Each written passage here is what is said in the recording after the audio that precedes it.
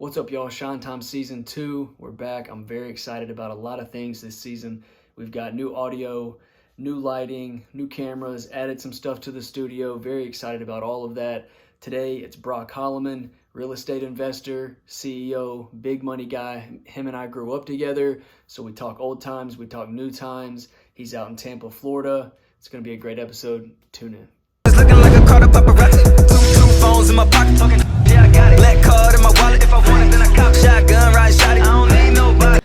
What I usually do in the beginning, I kind of explain to everybody, like I have certain episodes and you'll see up in the corner of the thumbnail, there's like either a lightning bolt or a little whiskey glass because we're either drinking or we're drinking caffeine. And so we're doing the wine and the whiskey. That's what we got today. Since we're doing the drinking today, we've got trivia. And if you get, I'm going to explain for the people watching, if you get one or two questions right only, then you have to take a shot. If you get 3 or 4 right, we both take a shot. And if you get all 5 right, only I have to take a shot. So, trivia from my old friend Brock Holliman. Oh boy. We'll see how you do. Is there a topic base or is it okay, it's random. Dude, it's all over the place. Yeah, but that's what makes it fun. So Okay. all right, the first one, I only kept this one in here from a previous podcast because my girlfriend is a dual citizen from Sweden and the U.S., so she kind of grew up in both as a kid, and I had to ask her to recite the Pledge of Allegiance, and she couldn't do it. And she thought it was like not that big of a deal. I'm like, you grew up for the most part of the U.S., and you can't recite the Pledge of Allegiance that we did every day in school? So, Yeah. So back me up here. Can you give us the Pledge of Allegiance? Yeah, now starting to sweat. I should know it. All right, hold on. Should I take my hat off? Even though I Yeah, just put it got over a the heart. hair transplant, I'm going bald here. Your old friend. Just wait till that crispy line comes in. Yeah, it takes 6 months. You'll have me back on. We'll show everybody. Yeah. I pledge to the flag of the United States of America, one nation, under God. You had me. Come on. I pledge allegiance to the I pledge flag. allegiance to the flag of the United States of America, And to the republic. to the republic in which it stands, and one nation, under God, indivisible, with liberty and justice for all. That's it. Okay. So help me God. Did I not? I messed up a couple words at the end, right? The first time you went, you did. The second time you did not. I don't think. No, I think you're Does good. that count? We'll give you that one. I'll give you that one. Man, I'm embarrassed I even messed that up. I'm so proud to be an American. Hey, it's all good. It's been a long time, and that's actually one of the funnier parts of my memories of us growing up around each other is school together. Cause dude, you were hilarious to be in class with, and just You too, man. It was like we just look at each other and we're gonna cry laughing. yeah. Get in trouble for laughing. God forbid we had to take a really important test in the same room. You just look over at each other and then you're like kicked out of class and everything else. We'll go to the second question. Who made their first million first? Their first million first. So who did it first? Okay. Elon Musk or Mark Zuckerberg? Oh, that's gotta be Elon. Is it not? It's Zuck.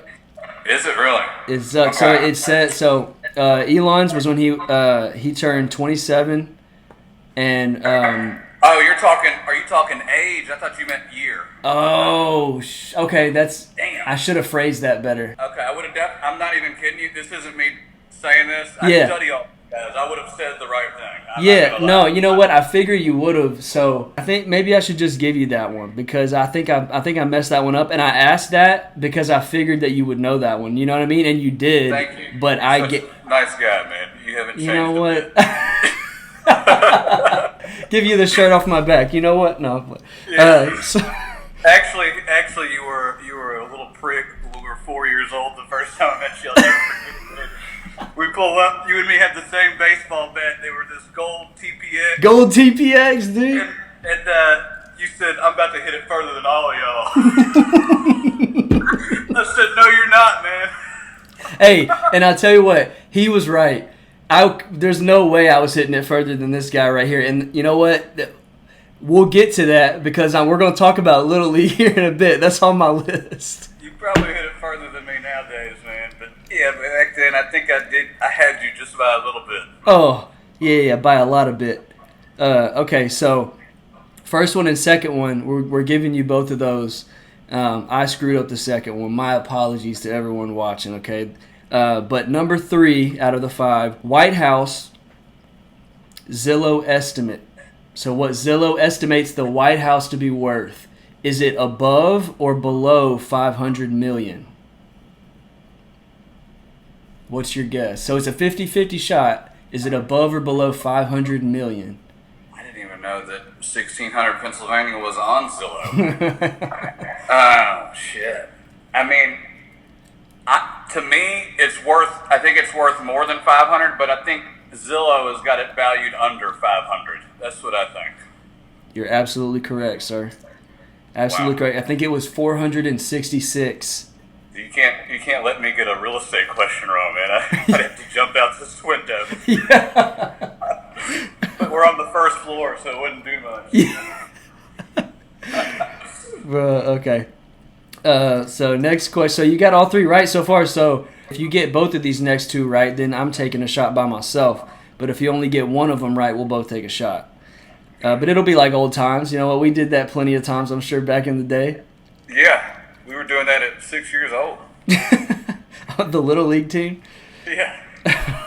No, that was Coach Steve on the Little League team. He was the one doing shots. But he would sneak them to us if we got a home run. Right. You just never got a home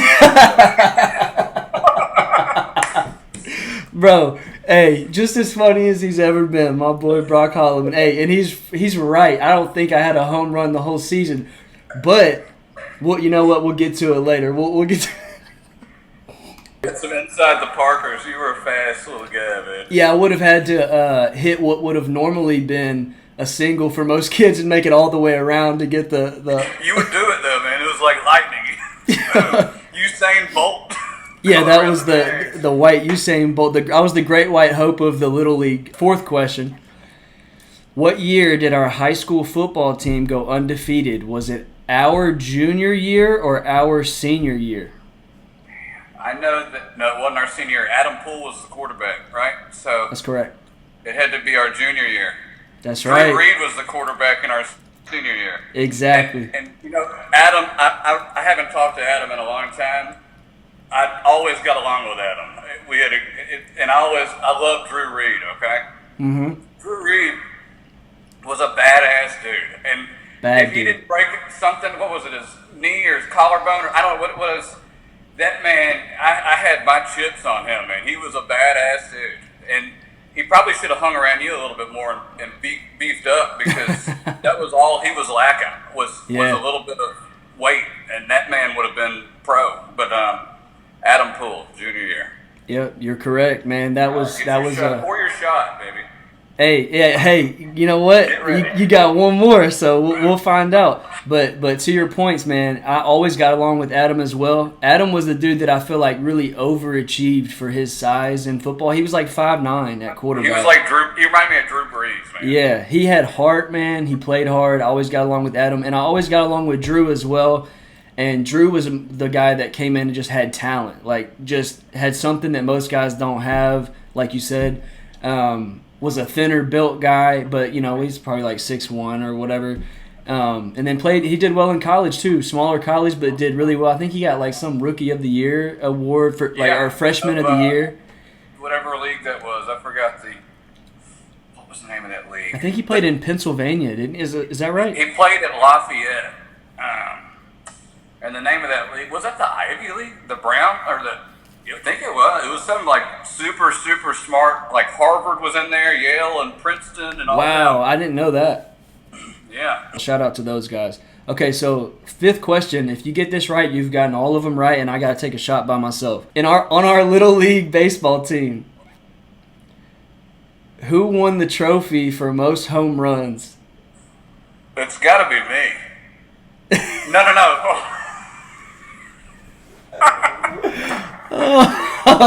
I knew this would be. I'm wondering. I knew. Hold on. So we played a couple years together, but you know which year I'm talking about, because there was an altercation of sorts between families or like between the kids of who got the home run trophy.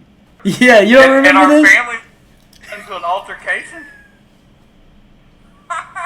It's coming back to me though. We were at a pool party, I think, and Exactly. I remember going to Will's house and going to the pool all the time there, and then thinking his sister was hot. Yeah, I think did Will win it? No, you won it. I won it. Believe so, right? If I remember, Okay. unless I'm, hey, you know what? I might have to have Will on the podcast now because there's going to be some drama. No, I'm playing.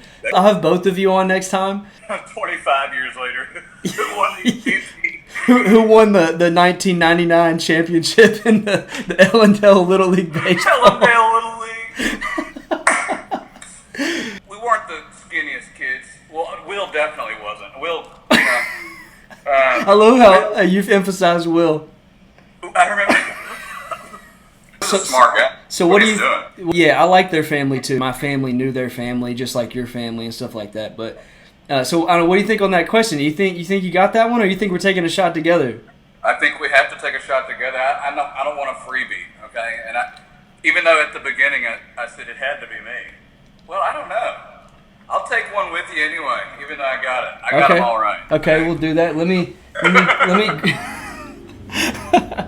All right. Well, what do you think? Should I keep with the whiskey I got, or should I go with Some Tennessee honey in honor of Tennessee guys. in honor of Tennessee? Let's do it. I'm like in a setting with some old men, and I'm doing like a business meeting. I'll get like an old fashioned just to fit in with their 60, 70-year-old selves, you know. Yeah, hey, play to the room, play to the room. Yeah, it's a lot of wine to chug. I can chug it. Or you can do some big gulps, so we could do that. I like that. Thank you. That's nice of you. All right. Yeah. Cheers, to you, brother. man. Tennessee honey down the hatch. Check this out, brother. My girlfriend got me this. Look at this decanter, bro. It's a pistol. Damn. And that's That's it. cool, man. You can't ever drink that. Yeah, Or you just fill it back up, huh? I just fill it back up. I used to have some really nice whiskey in there, and then, special occasion roll around. Your boy had to dip into the pistol. First topic I've got is kind of like a mix between like you growing up to what you do now as a professional, as an investor. So how early on did you think that you knew that you wanted to do this? Because I know you kind of grew up around it with your dad doing it. How early do you think you really knew this is what I for sure want to do? School wasn't really my strongest suit. Like I was like the most fun that I had there was like my best memories were things like you were talking about earlier, like the cutting up and being there with friends, making jokes, stuff like that, and like opening the textbook and learning about the cardiovascular system was just not like, it wasn't my thing. In elementary school, like I remember there was always like this cute girl, Madeline, okay? And we always had like a reading competition. And I think that was the reason why like I got good grades and I was always trying to impress. It was always her, me, first and second in the AR points. Okay? Yeah. You used to be big on them Harry Potter books. Yeah, well, they scored a lot of points. Yeah. And they were good too. It let you talk to Madeline more. Oh yeah. I thought she was like the Hermione, and I was trying to be like Ron Weasley or Harry. I wanted to be Harry Potter. And I wish I had it with me, but I in a baby box the other day because I'm moving, and there's a picture in there that I drew back in elementary school, and it's like I remember the exercise. Like everybody had to draw a picture of what they wanted to be when they grew up. It was me with a bunch of money. I had buildings behind me, and I just said I wanted to be a billionaire, and that's it. It didn't say what I was going to do. It didn't say anything like that. The whole time growing up, like my thing was like, okay, I was always very good at arguing and stuff, so I thought maybe I should be a lawyer. My mom always said I should be a lawyer, but then it came down to the school, and like there's no way. Like I don't have the patience. I don't have to sit there and read. Madeline was gone, so I'm not reading these books anymore. And extra 7 years of school, like to study that stuff, I'm not feeling it. Yeah. And then that real estate crash happened, and my dad was always a builder and in construction. My parents were split up for most of the time that I remember, like that I was old enough to I guess function and be an actual child or human being. So like he would always have me out there every morning it was like drill sergeant stuff. Wake up, man. It's the sun's up. How are you not up? You piece of shit. I love your dad, dude. And I love it, man. It's sort of, I still feel it. Like I still feel him yelling at me every day. And thankfully he's still alive and he's still around and he's still cooking. But I know that 30, 40 years from now, I'll still feel that. Like if I wake up and it's 8 o'clock, like I'm gonna feel guilty. Like, oh shit, you slept in. It's too late. Exactly. Anyway, my dad played a big role in this. He was on the construction side and really the new build side from when I was growing up. I guess he sort of had his own path that transitioned and blossomed as he, aged. But I remember it was like 2009, 2010. He kept saying like, "Oh, son, you need to get into real estate." Like not construction so much, but the two work so much hand in hand, right? Right. Real estate's, you can make a lot of money in real estate, but if you can add the construction piece to it, then you can take a piece of real estate, which is vacant land, and turn it into something that's livable and actually valuable to the public as a product, like a house or an apartment building or something. Back then, you couldn't construct anything. Like it made no sense to build because there was so much over inventory and people couldn't pay their bills. That was like the biggest real estate crash in the history of the United States, and it just so happened to happen as we're in high school. Like as our minds are developing enough to realize what's going on right now. Yep. And the biggest industry that burned to the ground and went bankrupt was construction and specifically new home construction, because nobody could pay their mortgages. Everything was getting foreclosed on, so everybody could go out and to an auction and buy a house that maybe the house cost you at the time $100,000 to build, and the land cost you $20,000. So that the cost to build this house on that property is $120,000, but you can go to the auction and pick it up for $50,000. So the builders were completely out of business. There's no point. Why would they go build a house to lose $70,000? Right. They're not going to do it.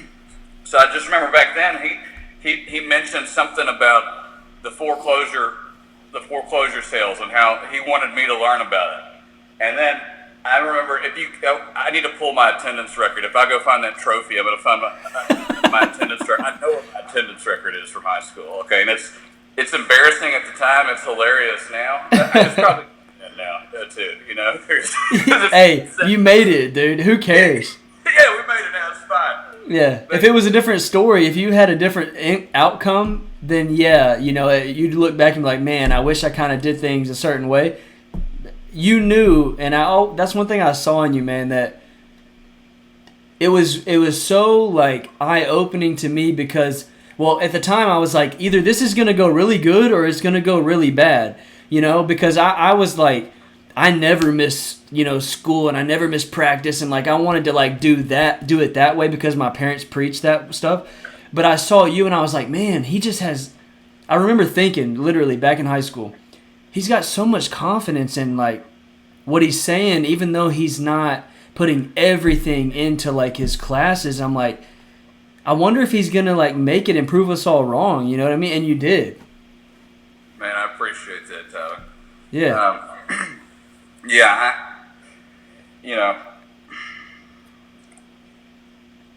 I don't know, man. It's it just, I was more interested in making money, and I know that I look at all the lists of jobs. Like I said, lawyer was like the thing that made the most sense to me. That was like middle school, and then high school. You start to realize, okay, money can get you this much. And like I remember just researching back then. Google was like, it was like had just first come out, right? And I remember looking on Google and trying to figure out which college degree made the most money. And I remember it was like a radiologist, I think. And when I searched for it, it wasn't like which made the most money. It was like which made the most money with the least amount of time put into a degree. Yeah, right. To find a shortcut. Like, how do I get to the money quick? Right. And that.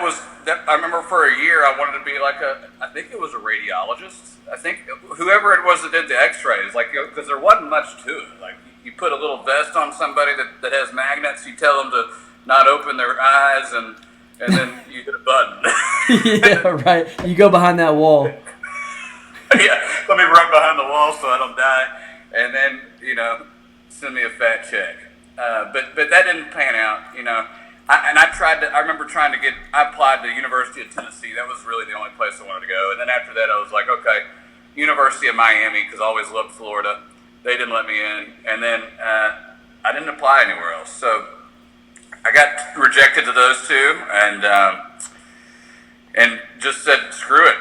I remember my attendance record was so bad, I was skipping school. And I'm not trying to sound like I was skipping school to go make money, okay? I was 50% of the time. The other 50% of the time was because I hung out with like a party crowd. And like everybody was drinking Monday through Sunday. Everybody was sniffing, taking pills, like everything. You name it, you know it, dude. Like everybody was doing this stuff. And it didn't matter if it was a Monday and we were walking into school, or it didn't matter if it was a Friday, and obviously you know what's happening on a Friday, Yeah. I was there, and I couldn't miss it, and so I was making my money. I had a lawn mowing business, and it was with the bank. The banks, they had so many properties at the time, right? So they had all these properties, like we said, nobody was paying their mortgages, so they were evicting people, foreclosing on people, vacant houses everywhere. And they needed somebody to mow the yard. So 14-year-old or 15-year-old Brock started his little business there. And I was always friends with the people that were older than us. Mm-hmm. And so I would hire them and hire the guys with a truck. They had a truck. So they would pull the equipment that I had because I couldn't drive. So they'd pull it there. And I remember... I know we're getting off topic now, but hell, you got me drinking, bro. Hey, bro, go ahead. You go ahead. Okay. Keep on explaining. I remember being in math class. I think it was sophomore or junior year, whatever it was. It's just I wasn't old enough to drive, and the banker calls me. He's like, "Hey, we got a problem," and I'm in the middle of school. We're in the middle of school. Okay? You gotta take a business call. He's like, "I need you to come into my office now." I said, "Well, it's gonna be a little bit." He's like, "I need you to come in now." I'm like, dude, I'm in math class, bro. I'm in algebra 2. What am I supposed to do? Yeah. Anyway, I left school. This is the Brock that I remember from high school. Miss Franks. I love Miss Franks. Did you ever have Miss Franks? I didn't have Miss Franks. Okay. Well, she was a great teacher, man. Well, maybe not the best teacher because she never penalized me for leaving or anything. But she was great. I loved her. And I remember leaving there, and I go to the guy's office all the way down. It was at Poplar and by the Clark Tower in Memphis. Uh-huh. And I get there, and the guy opens this book of these photos of all these yards. Okay. Oh no. These guys that I'd hired, dude, it was like they were because obviously I was picking from my friend pool that we were doing all the drugs. And stuff. Yeah, that wasn't a good idea at the time, huh? These guys would pull up. He had pictures of yards that had like 2 random strips of grass mowed. Everything else was tall. Oh my God. Property after property. What is this shit? What is this shit? What is this shit? Oh, he's like, you're getting paid for this. And I hadn't checked the jobs. Anyways. So this is a learning lesson for you at 15. Yeah, that was a lesson, yeah. And luckily I was able to keep the little contract with the guy, and it wasn't long. A few months went by. I was 16, and I could actually go out there and see every job. But that's sort of what made me a little bit more confident, I guess, because it was building a little bit of money in my pocket. At the same time, I was working at IHOP, so $400 or $500 a week there, and $600 a week from the lawn mowing, $700 a week from the lawn mowing, which was good damn money at that age. And then I remember going to an auction, and this was in the middle of a school day, and my dad, he had I guess he had a traffic ticket because he drives crazy as shit, and he had a speeding ticket. He had to come down to the courthouse which same place as the foreclosure auctions that he was telling me, Brock, you need to learn about this stuff. He thought I was in school, and I remember I'm at the auction right on the steps, and my dad's walking up, and we make eye contact. He's like, What are you doing here? I said, I'm at the auction. You told me to be. I remember being so worried because, like I said, he was always on my ass. 8 o'clock, like, you ain't up, man. Get your ass up, you lazy cocksucker. So, It's all good. Okay. So I was worried, but right after that same day, I think I remember him calling his friends and telling them what had happened, and he sounded so proud, man. And it was like that. It was like a sign of affirmation, like, okay, this is the right thing, And We need that from our dads. Yeah, it made me feel good about myself. After that, him and I had such a good relationship. And it was like, as long I felt like I could tell him anything. I was telling him the drugs I was doing with all those crazy friends, and he was telling me to have fun, but don't do anything crazy. Don't get addicted to anything. And it's hard to say that and actually come through and do it. But just I love my dad, man. I love my dad. I couldn't be in this lane, or couldn't be in this spot or anything if it weren't for him pointing his finger in the direction that I should be headed, or anything like that, or just being confident in me for skipping school when I'm flirting within a couple of days of not graduating because of the attendance being over 50%, vacancy rate. So I think right then, that's when I knew, man, this real estate was the deal. Hey, no. It was a good answer though, and you took us down like memory lane and a story with that, and to your point, man, I love your dad as well, and I always enjoyed being around your dad. He always made me feel like I was close to y'all's family, even if we hadn't talked to each other in a while. Like, dude, you could come down today. I'd call him up. He would drive from Orlando down here, which is about 3 hours. He'd be here in 3 hours and 5 minutes. And, no, honest to God, he'd probably be here in about an hour and 5 minutes because he drives. That's crazy.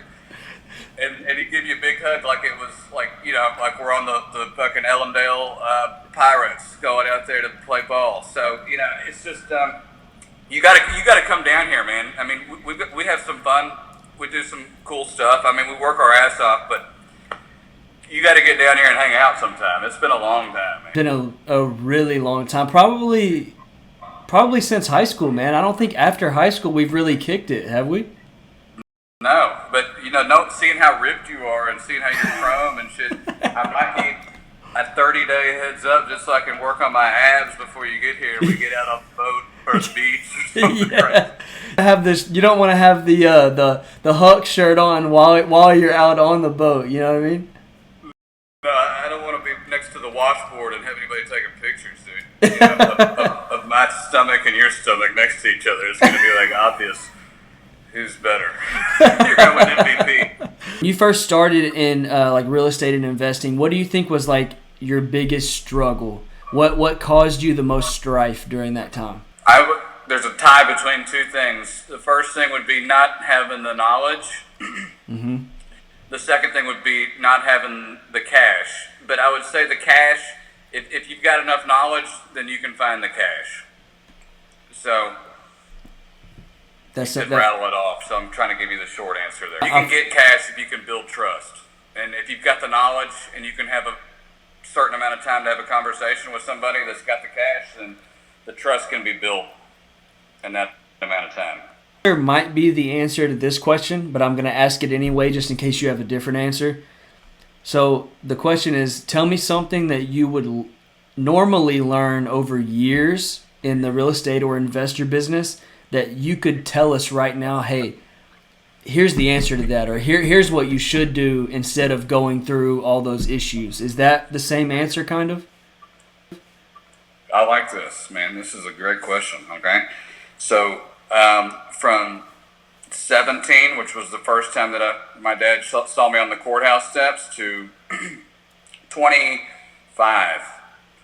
So those first 8 years, in my opinion, and I can't say I'd take anything back, okay?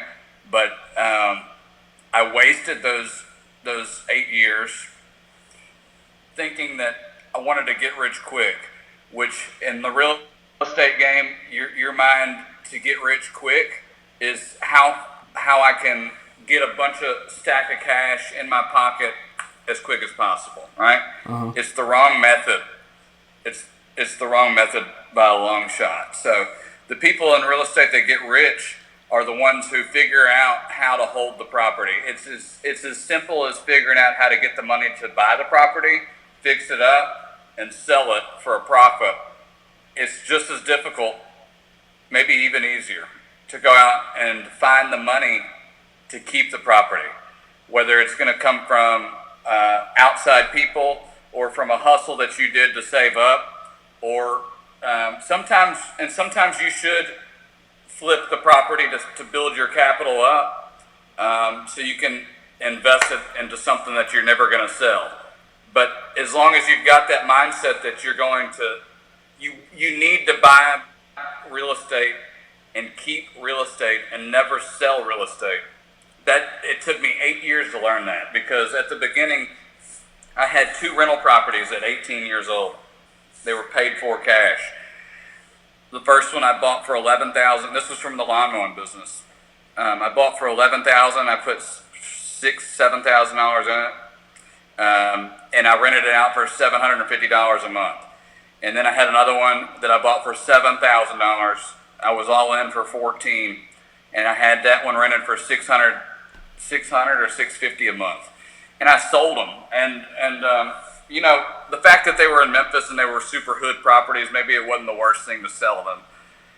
But at the same time, if I would have kept every deal that I've ever done, I would have already hit $1 billion. There's no doubt. If you could figure out how to keep the stuff, because when you buy it, it goes up. They keep printing money, and every time they print, the value of everything goes up in dollars, because there's more dollars out there chasing the same amount of goods.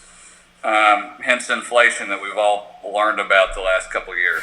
So biggest thing that I've learned in there that would take the longest for newbies to learn, or whoever's getting started, is keep the real estate. Don't sell it. Figure out a way to keep it, no matter what. So I the house I'm in right now, where this studio is my first home that I purchased for myself in 2019. Got really lucky in 2019 purchasing a house. Man, yeah. What was your interest rate too? I know you got a deal compared to what it is now. So it used to be 3 So when I first got it, because I got a conventional loan, I had pretty good credit and stuff on my first home, 3.75, and then we're gonna go to the game now. So the game is simple. It's just I give you 2 options, and you just real quick give me which option you choose. You can't think too long. You got to just give me off the top of your head what you pick, all right? Okay. All right, first one. We're going to get right into it. Trump or DeSantis? Trump. All right. DeSantis or Ramaswamy? I'll give DeSantis. All right, as far as women goes, would you rather a 10 in the face or a 10 in the body? Damn, these are good, man. Give me the 10 in the... Damn, give me the 10 in the body. In the body? Okay. Whiskey or wine? Wine. I mean, yeah. Iced or hot coffee? Hot coffee. 5 kids or no kids? 5 kids. And I'd like to go back. I'd rather have a 10 in the face. Okay. He's going back. 10 in the face. That one hurt me. And Yeah. 10 in the face and 5 kids. All right. Would you rather be in a place that has winter all year long or summer all year long? Summer. All year long. I'm the same way. Suicide or not? Maybe the biggest question of the whole podcast. All right. This week, actually today, not just this weekend, but today. The Steelers or the Ravens? Steelers. Let's go, son. Steelers, bro. I want the Steelers to make the playoffs. They've got a shot, right? It's very, very small percentage if they lose. What happens? Because they're going to win. If they win, they need to either the Bills to lose or the Jaguars to lose. It better not be the fucking Jaguars, man. That's my team. I know, right? Because I was at the Jags game, I don't know if you saw that. No, I didn't. And let me tell you, dude, and I'm going to give it to you. I know we're running long, okay? It's all good. Like I said, I got to get over there, dude, your ass. Exact But same, vice versa. the Steelers stadium, bro, I've been to so many NFL games, so many college. Well, I'm not going to put college in the same boat. College is a different ballpark. But NFL games, the Steelers stadium was probably the most fun and impressive place to go to out of all the ones I've seen. The city's super cool. Like, it reminds me of like a mountain version of Memphis because it's sort of run down, but it's but it's still cool. And everybody there is like, you can tell that they need football. Black, white, it don't matter if they're beefing that day or whatever. If you got black and yellow on, bro, they're brother and sister, brother and brother, whatever. And I love that shit, man. And I haven't felt that for NFL in a long time. I mean, I felt it going to a Colts game maybe, but it's different in the Steelers game. I had to say that because I know you're a big Steelers fan. I thought about you multiple times when I was there. No bullshit. And I don't know. It's just a cool ass place, man. It really is, man. I appreciate that too, and I'm sure all Steelers fans, if any are watching this, they'll But the Jags whooped y'all's ass. hey. We'll cut that part out. No, I'm playing. But we definitely appreciate that. And fun fact, so one of the coolest gifts I've ever received last year, my girlfriend surprised me with she bought tickets and flights and the Airbnb to a Steelers-Ravens game in Pittsburgh. Damn. Probably one of the coolest gifts I've ever received. I'd be so fucked up. I got so much more Dude, I haven't even been to the gym today. I'm like, what am I going to do? I've already drank now. Like, I don't know what to do. But there's a Steelers game, too. Like, You're going to hell, dude, in your life. I almost forgot, bro. There's one more of one more question on the game. So you got to answer quick. If you could go back for one day and be either 10 years old for one more day or 18 years old, what would you be? I'd go to 10. 10. I'd go to 10, Okay, you'd go to man. 10. All right, so now we're at the last section. This is just the last topic in general is just the future. So are your plans to stay in Florida forever? Is that what you're feeling right now? Or do you know for sure? Is it kind of up in the air? Or how is that? I have absolutely no desire to leave this place. I love it. Truly feel like I've got a home. I love the palm trees. I love the people. I love the beach. I love the weather. I love everything, dude. I love the fact that now it's 72 degrees outside and I'm wearing a hoodie because I'm cold. Dude, I love that shit. I love the warm weather too. I get cold. People even like mess with me because I get cold so easy that when I'm in Florida, I'm like, I love this, and like Texas, I love it too. It's pretty warm here too. More so when I was in San Antonio, it was real warm versus like Dallas, but Dallas is real close to Memphis weather. Yeah, same here, dude. And you know what? If you sweat so much, they sell some fucking clothes for that. It's called dry fit. You know what I mean? Yeah. It's called go to Lululemon. They got some shit for you. I love it. So I know this is your show, okay? Yeah, but go. Please let me ask you this question. Go ahead, bro. The same question in reverse to you. Texas, are you there forever, or could you be down here? Hold on, let me part B to that. The IT place that has you running IT for them, they say, hey, Tyler, we're moving shit. Thank you.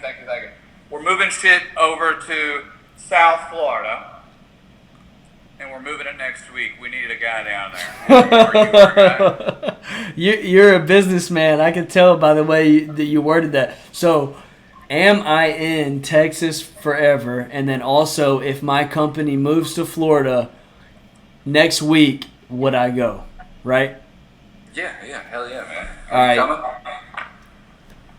So, am I in Texas forever?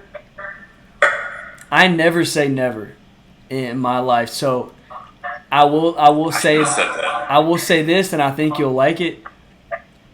The two places. So right now, in my mind, based on how the world is, if I'm thinking in my head, where do I think that I could be happy residing for the rest of my life? Or let me say this, the happiest. It's only Texas and Florida. It's only Texas and Florida. Now, I've only visited Florida. I haven't lived there, so maybe if I lived there, there'd be something different. I don't know. I can't really say, but from what I've experienced, I've gone to Florida almost every summer almost my whole life, for different reasons, whether it be spring break or family vacations or whatever. I love Florida and I love Texas. The beach is my favorite place on earth, so I wish Texas had beaches like Florida. If nothing presents a great opportunity for me to go to Florida, then I could see myself living in Texas forever, but I could also see, if anything presents itself, me going to Florida. I love both. What a good answer, dude. You like that? You dig that? I do dig that. You asked me, do I ever see myself leaving Florida or whatever, right? And you said one line in there that I never say never. And I should have said that too, okay? So, yeah, I never say never, but everything that I said earlier. So, straight up, if I could live in any state, yeah. If I could be the governor in that state at the same time, I'd pick California. I think, and it's the only reason that I'm not there is because I love money, man, and they want to take all the money and they want to give it away to whatever they want to give it away on, whether it's their own pocket or whether it's so they can give out free needles to the heroin addicts. We can't deny the beauty, and we can't deny the weather of. We said the Pledge of Allegiance earlier, of visually the greatest state in this country that we have to offer, which is California. I mean, I was in LA a month ago to get my hair done, okay?